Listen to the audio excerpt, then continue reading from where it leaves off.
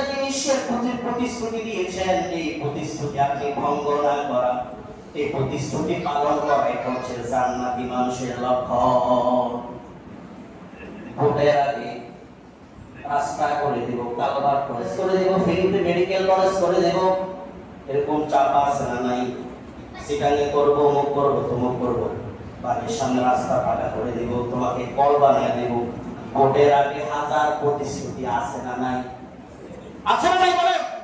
হাজার প্রতিশ্রুতি ভোটের আগে একেবারে পাশ হইলে নির্বাচনে জয়ী হতে পারে, তাকে আর চেনা যায় না, আর কথা বলার জন্য সিরিয়াল পাওয়া যায় না।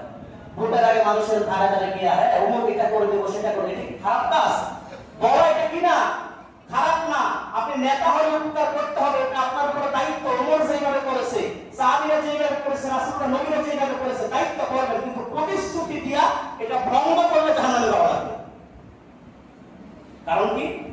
আপনি নেতা, আপনি উপকার করবেন, কিন্তু করতে হবে প্রতিশ্রুতি ওয়াদা করছি, ভঙ্গ করলে কি করতে হবে? আল্লাহর কাছে জবাব দিতে হবে। এই জন্য প্রতিশ্রুতি দিয়া রক্ষা করে জান্নাতি মানুষেরা। তারা বলেন জান্নাতি মানুষ